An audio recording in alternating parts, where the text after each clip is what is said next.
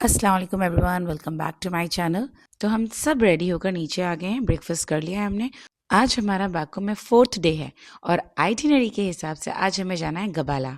गबाला थोड़ा ऐसे डरावना सा नाम लग रहा है ना, लेकिन एनीवे बहुत ही खूबसूरत जगह है ये बाकू की एक फेमस हिल स्टेशन है। और जैसे मैंने आपको लास्ट वीडियो में बताया था ना कि यहाँ पर थोड़ा सा वेदर स्नोफॉल वाला हो रहा है, तो हमें आज स्नोफॉल लकीली मिल गई। माशाल्लाह अल्हम्दुलिल्लाह। हम सब स्नोफॉल का बहुत बेसब्री से इंतज़ार कर रहे थे। और देखिए, जब हमारी ट्रिप शुरू हुई तो मॉर्निंग से ही हल्की हल्की स्नोफॉल हो रही थी और रात में काफ़ी ठंडी हवाएं चल रही थी। इनफैक्ट साउंड प्रूफ विंडो में भी बहुत तेज़ हवाओं की आवाज़ आ रही थी। मैंने बहुत बचपन में स्नोफॉल एंजॉय किया जब हम रानी खेत में रहते थे। उस वक्त मैं सिर्फ 3 साल की थी। तो अब जब इतने सालों के बाद मुझे स्नोफॉल मिली तो वो सारी बचपन की मेमोरीज फ्रेश हो गई। और हमारा तो ट्रिप स्टार्ट करने का दिल ही नहीं कर रहा था। हमें लग रहा था हम यहीं पर स्नो को एंजॉय करें, पर एनीवेज जाना तो था ही। तो हम सब कार में बोर्ड हो गए और हम निकल गए गबाला के लिए। वैसे जोग्राफिकल लोकेशन के हिसाब से शादाक और गबाला आमने सामने हैं, लेकिन शादाक से गबाला डायरेक्ट जाना पॉसिबल नहीं है। वहाँ से कोई रूट नहीं है जाने के लिए। आइडियली हमको वापस बाकू आना पड़ता है और फिर वहाँ से हम नेक्स्ट रूट से गबाला पहुँचते हैं। तो हमने वही स्टेप फॉलो किया। हम शादाक से जब वापस आए बाकू हमने 1 नाइट स्टे किया और नेक्स्ट मॉर्निंग हम उसके पैरेलल रूट से गबाला के लिए निकले। तो गबाला जाते वक्त रास्ते में सबका मूड बहुत ही फ्रेश था, क्योंकि हमें पूरे रास्ते स्नोफॉल मिला और काफ़ी खूबसूरत नज़ारे एंजॉय किए हमने। और रास्ते में कई ऐसे स्पॉट्स है जो आप एंजॉय कर सकते हैं, लेकिन हमें अवॉइड किया बिकॉज ऑफ वेदर। और हाँ, ये कोई स्पॉट नहीं है, ये एक रेस्टोरेंट है। तो हम यहाँ पर आए हैं लंच करने के लिए। अब सबको लगी थी ज़ोरों से भूख और यहाँ पर हम हॉट लेके लंच करेंगे। लेकिन यहाँ पर इतना खूबसूरत व्यू थे कि हमने सोचा थोड़ा सा फोटो सेशन भी कर लेते हैं। बच्चों ने बहुत एंजॉय किया इस स्नोफॉल को और मुझे ऐसा लगता है ये लाइफ टाइम एक्सपीरियंस है जो दुबई में रहकर तो बच्चों को कभी मिल ही नहीं सकता। और इंडिया में भी हमारे शहर में तो स्नोफॉल नहीं होता। तो बच्चों की इन खूबसूरत यादों को मैंने बहुत खूबसूरती से अपनी कैमरे में कैप्चर किया और थोड़ा सा आसपास के व्यू को भी मैंने कैप्चर कर लिया। अच्छा, ये वो लोकेशन है जहाँ से आप केबल कार के थ्रू माउंटेन के टॉप पर जाते हैं। तो हमें कल यहीं आना है और यहीं से हम केबल कार का टिकट लेकर यहाँ से हम माउंटेन की पीक पर जाएंगे। वैसे तो मैं बिल्कुल भी विंटर लवर नहीं हूँ, लेकिन स्नोफॉल जब हो रहा था तो I couldn't resist my self. और एक ख़ास बात यह है कि जब स्नोफॉल हो रहा था तो हमें ठंड नहीं लग रही थी। तो लेकिन भाई को तो मैंने देखा, उनको बहुत ज़्यादा ठंड लगती है। अपनी अपनी बॉडी का अडेप्टेशन होता है। खैर बच्चे लेकिन ऐसे वेदर को बहुत जल्दी अडेप्ट कर लेते हैं। बच्चों का हम जितना घबरा रहे थे कि वो स्नो में कैसे एंजॉय करेंगे या ऐसे वेदर में उनको तबीयत ना ख़राब हो जाए, लेकिन ऐसा बिल्कुल भी नहीं हुआ अल्हम्दुलिल्लाह। बच्चों का नेचर टॉलरेंस बहुत फास्ट होता है। अच्छा, ब्रेकफास्ट बहुत लाइट हुआ था तो सबको भूख लगी थी, लेकिन खाना आने में थोड़ा टाइम था। तो हम सब खाना ऑर्डर करके वापस इस ब्रिज पे आ गए हैं। और इस पूरे ट्रिप में सबसे खूबसूरत जो लोकेशन थी वो थी ये ब्रिज की। और इनकी ये मैनमेड कैनाल थी जो जिसमें स्ट्रीम्स था और वाटरफॉल टाइप इन्होंने बनाया हुआ था, जो बहुत ही खूबसूरत लग रहा था। और यहाँ पर भाभी भाई को कन्विंस करी एक रील बनाने के लिए। उनको ये यहाँ पर एक रील बनानी है, लेकिन भाई को बहुत ठंड लग रही तो he is not ready to shoot. खैर जैसे तैसे हमने उनको कन्विंस कर लिया, उन्होंने वो रील बनाई। But the moment the reel was shooted he immediately ran into the restaurant. खैर अल्हम्दुलिल्लाह खाना बहुत अच्छा था, हमने बहुत अच्छे से एंजॉय किया फूड को। बस एक ही चीज़ थी, बहुत एक्सपेंसिव था, may be because of the location. तो खाने का प्राइस बहुत ज़्यादा हाई था। खैर खाना तो खाना ही था। वहाँ से 20 मिनट्स की ड्राइव के बाद हम पहुँच गए अपने होटल। तो ये भी रिजॉर्ट है जहाँ पर कुछ प्रॉपर्टीज़ हैं और विला टाइप हैं, तो आप अपने अपने हिसाब से विला बुक कर सकते हैं। तो हमने यहाँ पे 2 BHK विला बुक किया है। चले मैं आपको दिखाती हूँ ये प्रॉपर्टी कैसी है। और यहाँ भी देखिए इनको कैट्स मिल गई हैं। तो यहाँ बहुत सारी कैट्स हैं जो बच्चों को बहुत अट्रैक्ट कर रही थी। तो हर थोड़ी देर में जब उन्हें कैट नज़र आती तो वो लोग इंगेज हो जाते थे। पर क्योंकि स्नो था तो ये कैट ज़्यादातर विला के आसपास ही होती थी। और ये भी बहुत ही खूबसूरत लोकेशन है। यहाँ पर एक प्यारी सी लेक भी है, लेकिन ड्यू टू स्नोफॉल वहाँ पर आप बोटिंग नहीं कर सकते। ये रिजॉर्ट के आसपास बहुत प्यारे माउंटेन्स हैं और लेक है। तो मैं आपको दिखाऊंगी जब हम बाहर निकलेंगे। तो अंदर आने के बाद मैंने एक प्यारा सा एक टूर लिया है। चलिए मैं आपको दिखाती हूँ ये विला। तो ये 1 बेडरूम था जहाँ पे सेपरेट सेपरेट बेड्स थे। और यहाँ पर एक और बेडरूम है। हाँ, लेकिन बस एक ये हॉल था और ये एक दूसरा बेडरूम है। लेकिन यहाँ पे कोई मास्टर बेडरूम नहीं था, वॉशरूम बस एक ही था, तो बस एक ये ड्रॉबैक था इस विला का। Rest everything was out of the box, बहुत ही खूबसूरत। और यहाँ से देखिए व्यू कितना खूबसूरत है, लेकिन इतनी ठंड है बाहर कि हम बालकनी का मज़ा ही नहीं ले सके। पर एनीवेज मैं आपको दिखा देती हूँ बालकनी कितनी खूबसूरत है। अच्छा, रास्ते में दानिश का जो ग्लासेस थे वो टूट गए, तो हम उसी को फिक्स कर रहे थे क्विक फिक्स से। और तब तक बच्चे आपस में खेल रहे हैं, बहुत एंजॉय कर रहे हैं। लोकेशन इतनी खूबसूरत है एंड इतनी सिक्योर है कि बिल्कुल टेंशन ही नहीं है। हम अपना मी टाइम भी एंजॉय कर सकते थे और बच्चे आपस में एक दूसरे को वैसे ही एंटरटेन कर लेते हैं। तो इस वक्त रात के 9 बज रहे हैं और हम सब आ गए डिनर के लिए। तो इसी प्रॉपर्टी के अंदर ही इनका अपना एक रेस्टोरेंट है, वहीं आप डिनर कर सकते हैं, तो बाहर जाने की कोई ज़रूरत नहीं है। तो हम बाहर निकले हैं, लेकिन देखिए कितना ज़्यादा स्नोफॉल हो रहा है। और रात के वक्त तो स्नो इतनी खूबसूरत लग रही थी रिफ्लेक्शन की वजह से। तो हम डिनर करके अब अपने रिजॉर्ट में जा रहे हैं, क्योंकि यमुना सो गई है और बाहर के मौसम के हिसाब से मुझे लग रहा है जितनी जल्दी मैं उसको कोज़ी एनवायरनमेंट दे दूँ उतना अच्छा है, कहीं तबीयत ना ख़राब हो जाए। और जब मैं छोटी थी ना, तो मुझे याद है हमारे यहाँ घर के आसपास स्नोफॉल होता था, तो हम जब बाहर निकलते थे तो हमारे शूज़ से एक बड़ी मेलोडियस सी साउंड आती थी। तो जब आज जब मैं स्नोफॉल होते हुए उसी रास्ते से गुजर रही थी, तो मुझे सब अपना फ्लैशबैक में चली गई हूँ मैं, और मुझे वो दिन याद आ गए हैं जब हम छोटे में बचपन में स्नो में खेला करते थे। खैर हम बड़े हो गए हैं, लेकिन जब स्नो देखती हूँ तो मुझे अपना वो बचपना वापस से याद आ जाता है। और and I never skip to be a child again. तो हम रात को बहुत जल्दी सो गए थे। तो ये सुबह के नज़ारे हैं। ये सुबह 6 बजे जब मैं उठी तो मैंने देखा स्नोफॉल तो बंद हो चुकी थी, लेकिन पूरा एरिया स्नो से ढका हुआ था। तो ऐसा लग रहा था जैसे हम फेरी टेल में आ गए हों, जैसे किसी ड्रीम लैंड में। और रोड्स में बिल्कुल स्नो नहीं थी। और आसपास के जो हट्स थे, जो गार्डन थे, जो पेड़ थे, उन सब के ऊपर स्नो थी। अच्छा, आज इतना ज़्यादा स्नोफॉल होने की वजह से ज़्यादा कोई एक्टिविटी भी नहीं हो रही थी माउंटेन्स में। हमने ब्रेकफास्ट करने के लिए जब हम निकले तो जल्दी हमने ब्रेकफास्ट किया और हमने फ़ौरन चेकआउट भी कर दिया। हम इस प्रॉपर्टी को ज़्यादा एंजॉय नहीं कर सके, क्योंकि हमारे ड्राइवर ने हमें सजेस्ट किया कि हम जहाँ भी जाने वाले हैं वहाँ से वापस आकर लगेज पिक करने से आपको डबल ट्रैवल करना पड़ेगा। So it's better you check out and take your luggage. सो एक ही रूट में हम एक्टिविटीज़ भी एंजॉय कर लेंगे और वापस भी बाकू पहुँच जाएंगे। तो हमने चेकआउट ब्रेकफास्ट किया और हम वहाँ से चेकआउट करेंगे। और जैसे मैंने बताया कि इस प्रॉपर्टी में लेक भी है साइड में, और नेचुरल लेक है, लेकिन ड्यू टू स्नोफॉल वहाँ पे बोटिंग नहीं हो रही थी। I wanted to do boating also, क्योंकि वो जो एक कश्मीर जैसा एक नज़ारा था, जो चारों तरफ माउंटेन्स हैं और आप लेक पर हो, लेकिन वो हम एंजॉय नहीं कर सके। खैर, हम आ गए हैं केबल कार स्टेशन। ये बिल्कुल वही लोकेशन है जहाँ पर हमने लंच किया था कल। तो यहीं से हमने अपनी केबल कार के टिकट्स लिए और हम बोर्ड हो गए। ये काफ़ी लंबी केबल कार थी और बाहर नज़ारे बहुत ही खूबसूरत थे। एक अलग ही ब्यूटी थी, क्योंकि हर जगह स्नो थी। अगर स्नो ना होती तो और भी ज़्यादा क्लियर व्यू होता, बट एनीवेज हमें तो स्नो एंजॉय करना था, क्योंकि हम ओपन व्यू और क्लियर व्यू तो बहुत बार देख चुके हैं। तो हर जगह सिर्फ वाइट वाइट नज़र आ रहा था।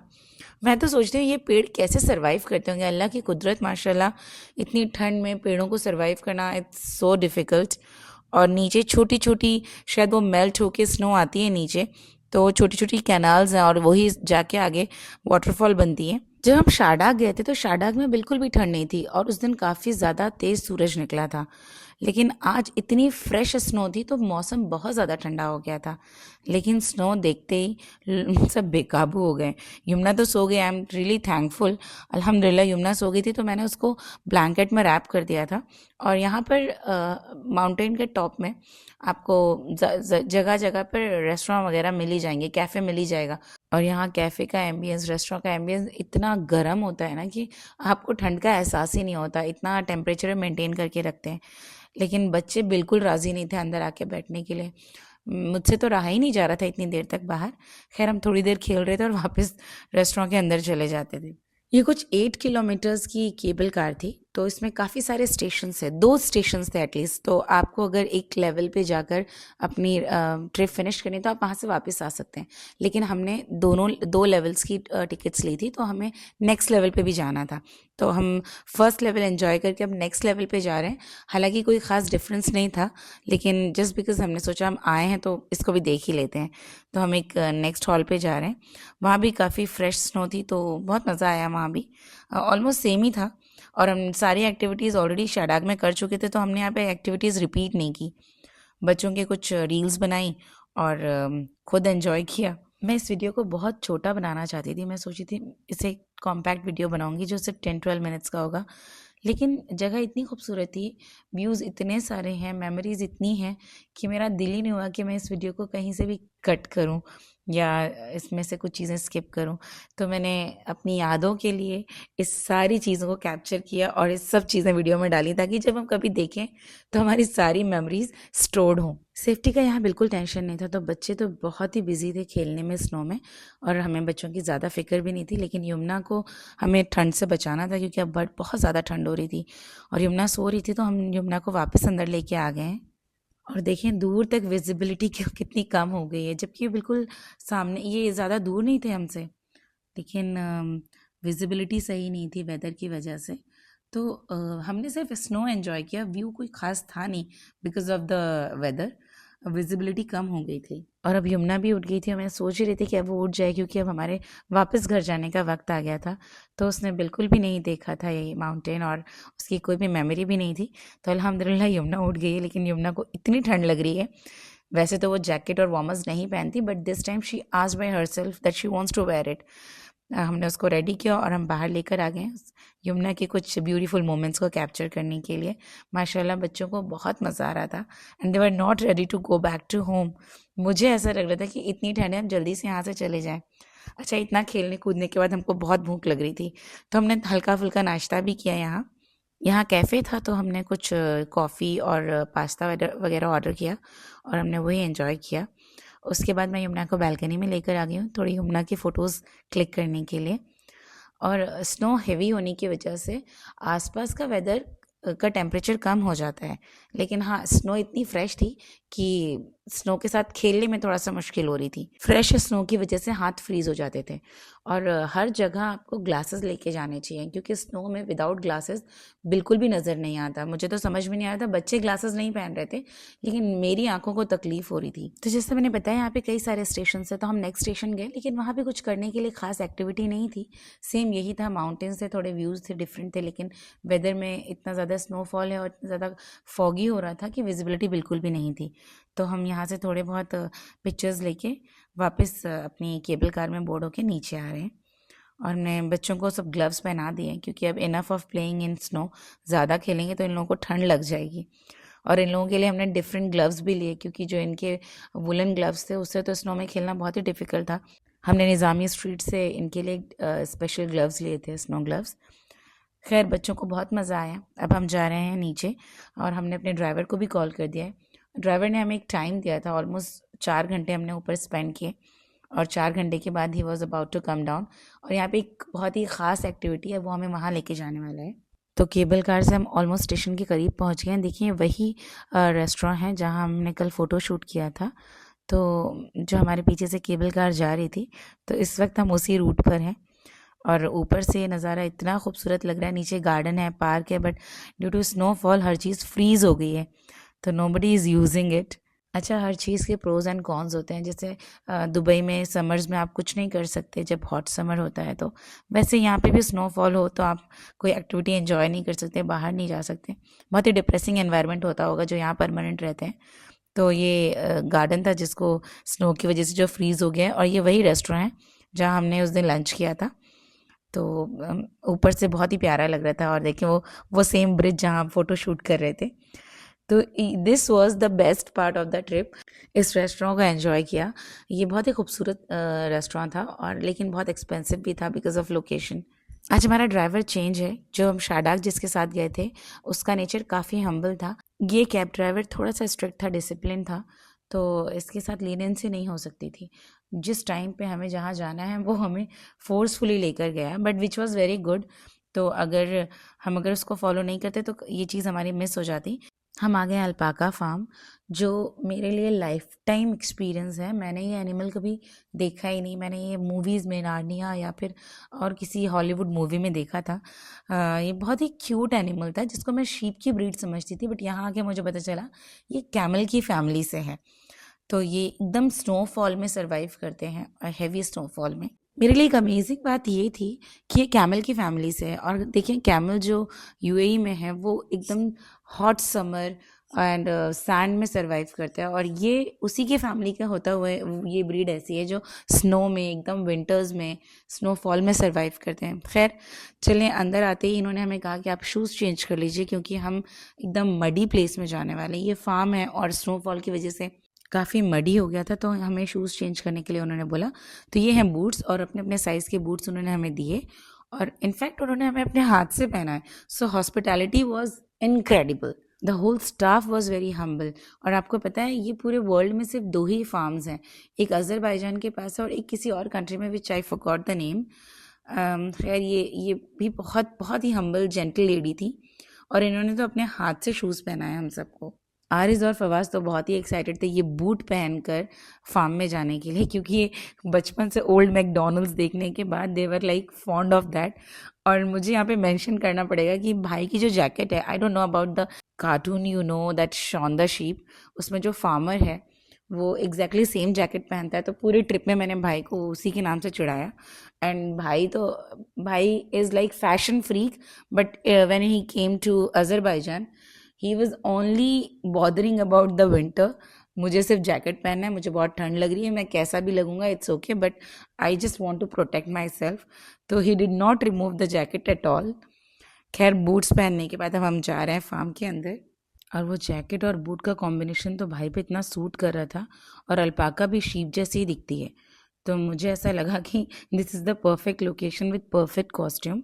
भाई फवाज और दानिश तो एनिमल लवर्स हैं, so they are extremely excited to see this animal.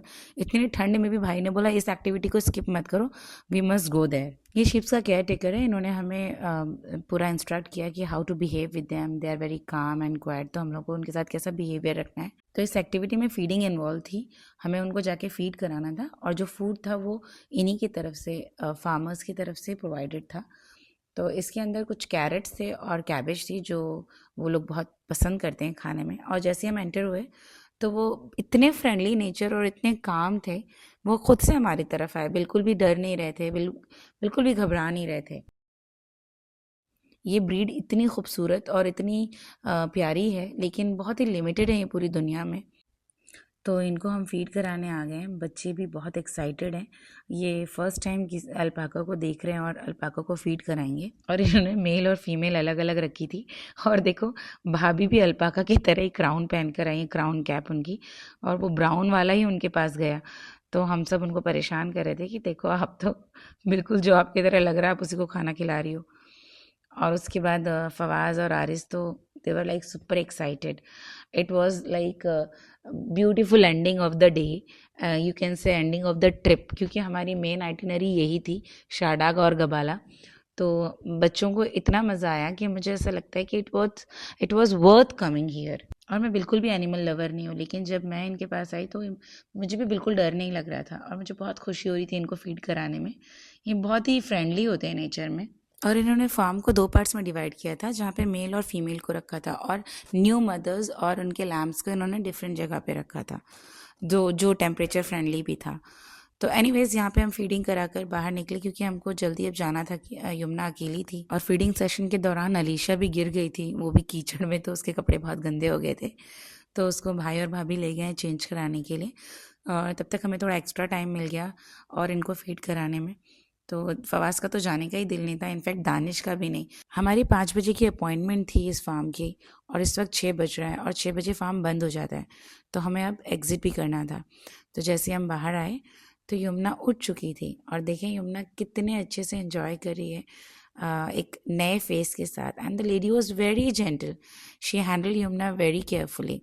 और फिर इन्होंने बहुत ही खूबसूरत एंडिंग की, बच्चों को एक सर्टिफिकेट दिया अल्पाका अज़रबैजान के नाम से, जो शो कर रहा था कि उन्होंने फार्म विज़िट किया है एंड एक्सपीरियंस किया है इनको फीडिंग सेशन। खैर सबकी फ़ोटोज़ लेने के बाद हम निकल गए हैं अब वापस बाकू की तरफ, इतनी खूबसूरत यादों के साथ। अल्लाह का ढेर सारा शुक्र अदा किया हमने। अब बच्चों को भूख लगी थी, तो यहाँ से सीधे हम बाकू जाएंगे, और बाकू में हमने एक इंडियन रेस्टोरेंट बुक किया है, हम वहीं पे डिनर करेंगे, और डिनर के बाद हम वापस अपने उसी होटल में जाएंगे जहाँ पर हम अब तक स्टे कर रहे थे। अज़रबैजान ज़्यादा बड़ा नहीं है लेकिन बहुत ही खूबसूरत है और सबसे ज़्यादा अट्रैक्टिव है यहाँ का इंफ्रास्ट्रक्चर। यहाँ ज़्यादा स्काई स्क्रेपर्स नहीं हैं पर इनकी बिल्डिंग्स बहुत ही यूनिक है। इनकी जो इंफ्रास्ट्रक्चर है वो आई थिंक फ्यूचरिस्टिक बेस्ड है, तो मुझे तो बहुत ही अट्रैक्टिव लगा। और बाकी यहाँ पे यूरोपियन वाइब्स बहुत ज़्यादा है और हिस्टोरिकल है, तो अगर आप हिस्ट्री लवर हैं तो आप ज़रूर विज़िट करें और आई एम श्योर आपको बहुत पसंद आएगा। उम्मीद करती हूँ आपको मेरा व्लॉग पसंद आया होगा। इसी तरह हमें अपनी दुआओं में याद रखें, मेरे चैनल को सब्सक्राइब करें, मेरे वीडियो को शेयर करें, हमें दुआओं में याद रखें। चलें मिलते हैं नेक्स्ट व्लॉग में, तब तक के लिए अल्लाह हाफिज़।